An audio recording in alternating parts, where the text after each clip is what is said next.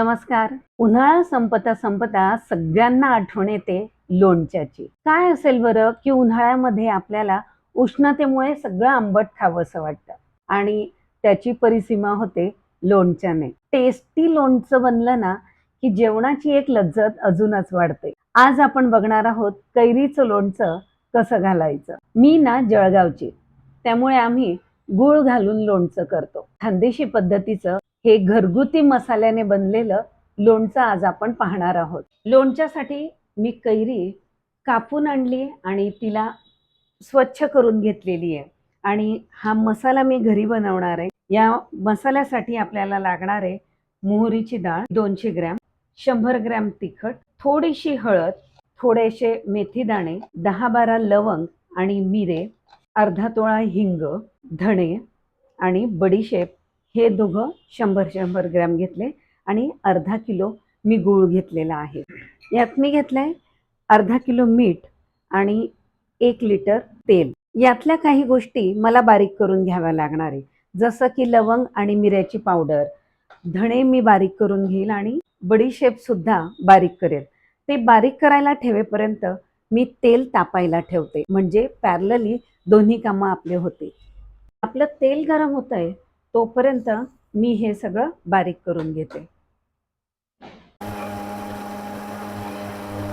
खूप बारीक नाही करायची आहे, अर्धवट बारीक आपण करून घेणार आहोत आणि त्यातच आपण पुन्हा हे धणे सुद्धा बारीक करणार आहोत. तेल तापलं की नाही कसं बघायचं, थोडीशी मोहरीची डाळ टाकायची. आपलं तेल मस्त तापलेलं आहे. सुरुवात करायची तळणाला.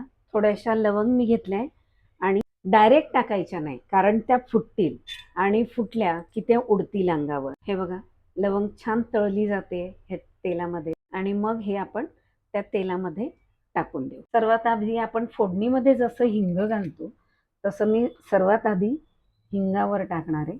हिंगाचा काय मस्त सुगंध सुटलाय. हिंग किती छान तळला जातं.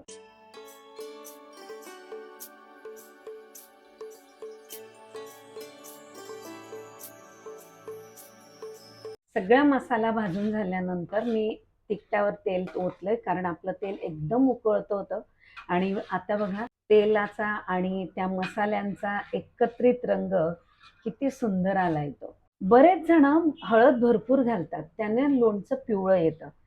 मला लाल कलर आलेला आवडतो म्हणून हळद एकदम थोडीशी घातलेली आहे. हे आपलं तेल आता पूर्ण गार झालंय. आता यामध्ये मी मीठ टाकणार आहे आणि आता मी घालते त्यात गूळ. तुम्हाला गूळ नसेल घालायचा तरीही काही हरकत नाही, पण तुम्हाला तिखट थोडं कमी घालावं लागेल, नाहीतर हे खूप तिखट होईल. आणि यात आपण आता घालू कैरी.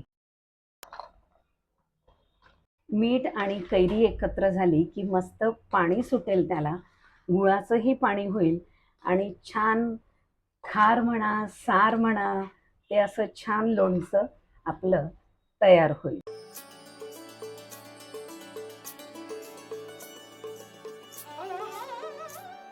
लोणचं बनवताना जसा आपण खडा हिंग वापरतो तसंच बरणीमध्ये साठवताना सुद्धा अशी कढई तापवायची किंवा तवा तापवायचा, त्यावर हिंग घालायचा. त्याचा छान धूर व्हायला लागतो आणि त्या धुरावर हिंग घातलाय त्यावर मस्त धूर येतोय.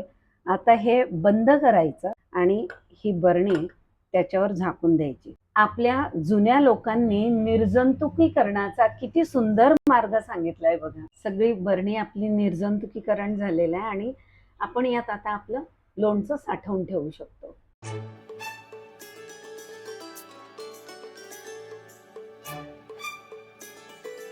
आमच्या सगळ्याच रेसिपींना तुम्ही भरपूर दाद दिली आहे.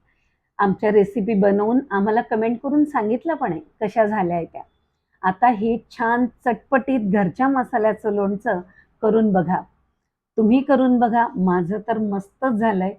तुमचं कसं झालंय ते मला सांगा आणि इतरांनाही शेअर करा आणि विधिशास्त्र चॅनलला लाईक आणि सबस्क्राईब करा.